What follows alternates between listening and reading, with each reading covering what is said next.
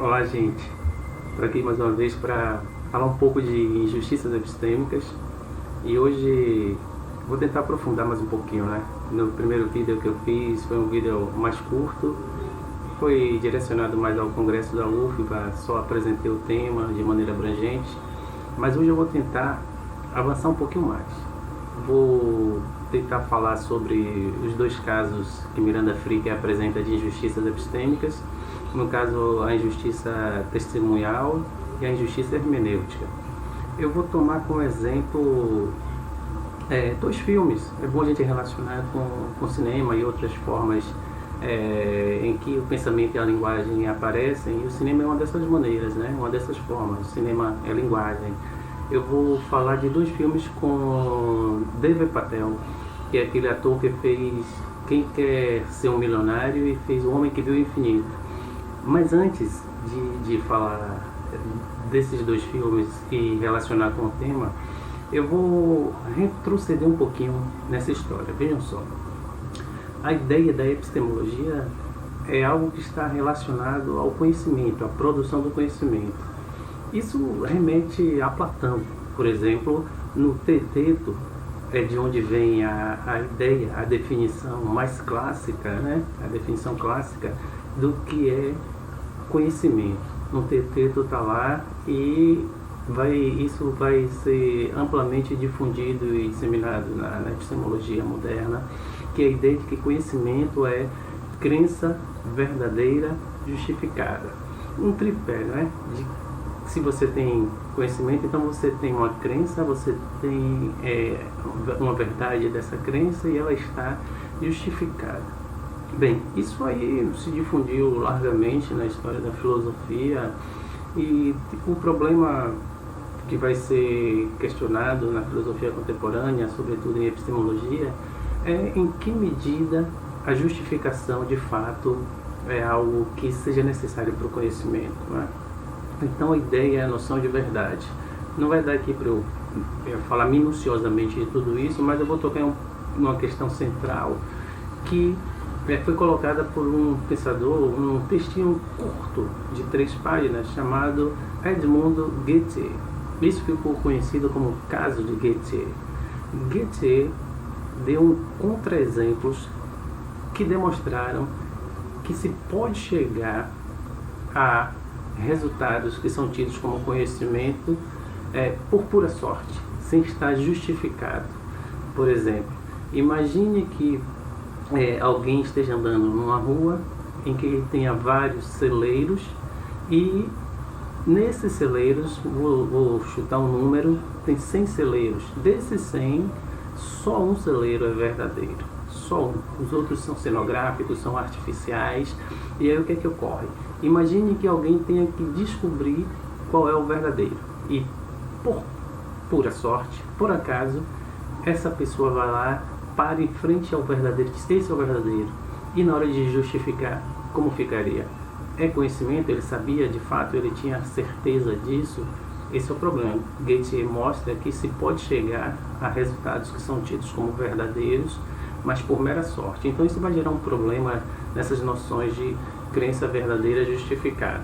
Porque às vezes as pessoas chegam ao conhecimento, que se diz conhecimento, sem precisar de uma justificação, e então isso coloca em xeque essa noção ortodoxa de conhecimento verdadeiro justificado. Vejamos, qual é a relação então que podemos fazer com o filme, né? Com os dois filmes. No primeiro filme, Quem Quer Ser um Milionário, se vocês não assistiram, assistam, vale muito a pena. Aparece lá o personagem de Jamal Malik, se eu não me engano, que ele vai lá participar do programa, que é um programa de TV, uma espécie de reality show, né? E ele participa de um programa de perguntas. À medida que ele vai avançando, vai ganhando mais dinheiro, é claro, e as perguntas vão ficando mais difíceis. Entretanto, é um programa que seria muito raro alguém acertar aquelas questões, porque são aleatórias e dos mais diversos tipos, né? E Jamal vai acertando as perguntas. Então, lá para as tantas, o apresentador interrompe, né? Tem aquela pausa que é o break, o intervalo e tal. E nesse ínterim, Jamal vai ser conduzido à polícia porque está sendo submetido à suspeita de que ele está trapaceando, né? Tem um ponto, tem alguém na plateia ajudando ele. O que eu quero dizer com isso? O testemunho de Jamal, a palavra de Jamal, não tem nenhuma validade. Eles não acreditam, não tem confiabilidade nas respostas de Jamal. Jamal, um rapaz pobre de periferia, não poderia ter essas respostas, porque é o que eles dizem, né?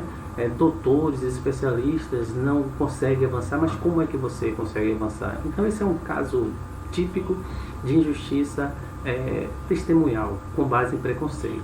Evidentemente aí alguém pobre, que não tem graduação, que servia chá em um call center, não teria condição, não teria capacidade para dar aquelas respostas. Então isso levanta suspeita, e essa suspeita, é claro, é com base em preconceito.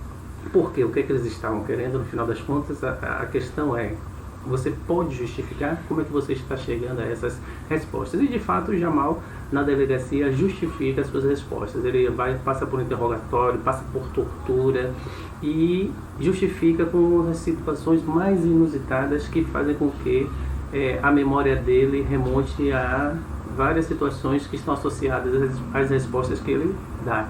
E aí, lá pelas tantas, vocês, se não assistiram também, eu não vou dar esse spoiler aqui, vejam e como vai ser resolvida essa situação. Mas é um caso emblemático de injustiça testemunhal. Bem, o outro filme que também é muito interessante, e é o mesmo ator, é O Homem que Viu o Infinito. É um filme muito interessante porque vai mostrar dois universos completamente distintos do ponto de vista étnico. O universo de Jamal, desculpa, não é Jamal agora, é o matemático Ramanuja, que vive na Índia, não é? E ele consegue colocar problemas matemáticos incríveis, mas não está na universidade, mas registra, escreve e tem contato com os ingleses, né? Os ingleses, nós sabemos, ocuparam a Índia durante muito tempo, e aí ele vai conseguir um contato para ir para a Inglaterra, para a universidade na Inglaterra. E chegando na Inglaterra, o modo de pensar é muito diferente.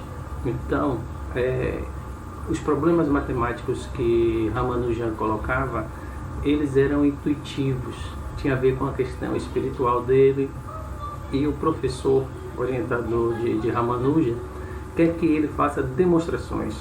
Então aí começa aquela coisa do cálculo ocidental, da demonstração lógico-matemática.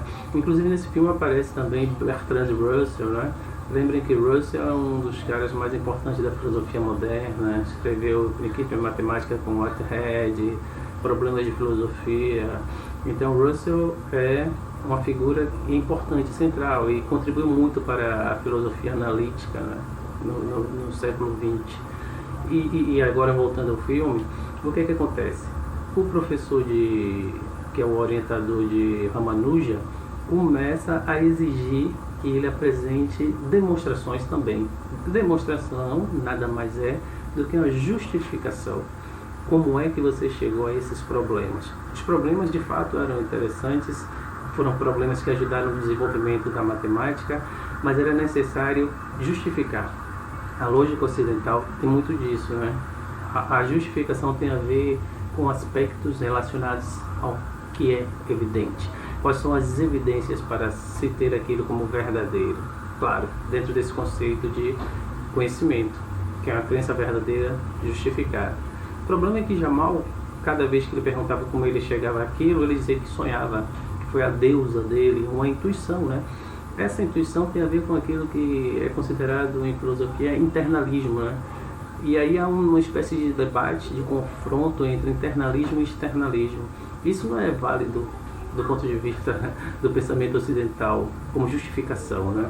E aí Jamal, desculpa, estou confundindo os personagens, Jamal e Ramanuja. Estou falando agora em Ramanuja. Ramanuja, ele consegue,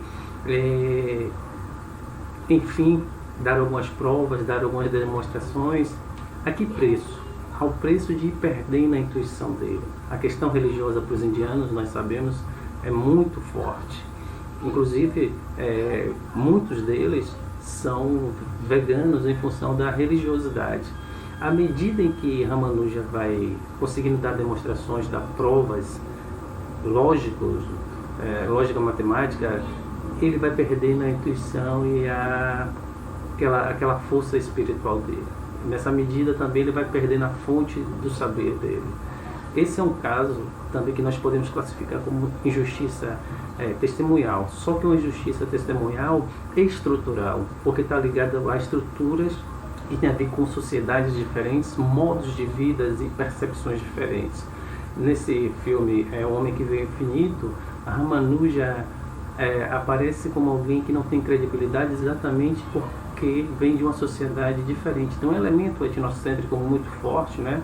E nós sabemos a maneira de pensar ocidental, ela vai ser dominante, seja na Índia, seja na China, ou seja no Brasil, ou em algum país da África, porque a Europa, de maneira geral, nós sabemos, acabou tendo um processo de colonização, e esse processo de colonização não tem a ver só com o aspecto geopolítico, tem a ver também com uma espécie de colonização do pensamento, que passa pelas maneiras de pensar, passa pela eliminação de palavras e termos e conceitos que não são de origem eurocêntricas. Então isso acaba fazendo com que a maneira de pensar de maneira global, de maneira universal, seja submetido a esse modelo euro-americano, podemos dizer. Então esse também um filme que mostra um tipo de injustiça epistêmica, testemunhal, mas estrutural. Nós temos um monte deles, nós podemos ver que há injustiças estruturais em vários lugares, na nossa vida social, da nossa vida profissional, da nossa vida acadêmica. E aí então eu queria dar só esses dois exemplos para servir de ilustração e aprofundar um pouco mais o tema, né? E aí, o que seria uma espécie de solução para isso, né? Para tratar de problemas relacionados à injustiça. Vou voltar agora a Miranda Fricker, que eu tinha falado no primeiro vídeo, esse é um segundo vídeo, né? Miranda Fricker, ela vai dar uma sugestão de que para resolver o problema da injustiça testemunhal, que tem a ver com testemunho, com a injustiça testemunhal tem a ver com o descrédito para a pessoa que fala. O falante ele não é visto como alguém que é capaz de produzir conhecimento. Fricker vai dizer que uma das soluções é desenvolvermos uma sensibilidade epistêmica. Uma sensibilidade epistêmica tem a ver com a capacidade que o ouvinte tem para dar crédito.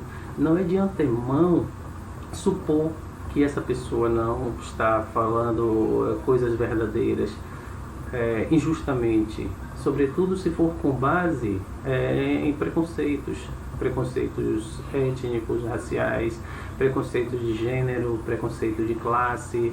Então, isso tudo impediria que nós fizéssemos o melhor julgamento, o julgamento adequado das palavras do falante. Então, nós teríamos que desenvolver uma sensibilidade epistêmica para nós melhor sermos capazes de ouvir e compreender e assim dar o crédito devido ao falante. Bem, uma outra pensadora chamada Elizabeth Anderson, ela vai destacar em um texto que ela escreveu sobre a virtude das instituições democráticas de 2012, que há um tipo de injustiça que Fricker não tinha percebido, que é uma injustiça epistêmica, mas é estrutural. Anderson está tentando mostrar que não é só nas relações individuais, que ela chama de relações transacionais entre pessoas, não é? As trocas epistêmicas entre as pessoas. Não é só aí que se dá para resolver. Aliás, ela acha que isso é insuficiente, porque tem esse tipo de injustiça que é testemunhal, que é em relação aos indivíduos, mas é estrutural. Está mais arraigado na sociedade e é mais difícil de combater. Para Anderson, combater esse tipo de injustiça tem a ver com combater os vícios estruturais, os vícios epistêmicos estruturais que estão espalhados pela sociedade de maneira geral. E às vezes nós vamos cometê-los independente da nossa vontade ou independente da nossa consciência, porque é algo que tem a ver com a estrutura como um todo. Nesse sentido, aí, então, seria preciso fazer com que a virtude das instituições fosse um recurso a mais na virtude intelectual dos cidadãos, das cidadãs, tá certo, gente? Então, vou ficando por aqui. Eu espero também que esse vídeo tenha sido instrutivo e estou pensando em fazer mais um vídeo com esse tema, mas quando estiver pronto eu vou tentar estruturar algo ligado à noção de humor, racismo e injustiças epistêmicas. Até a próxima.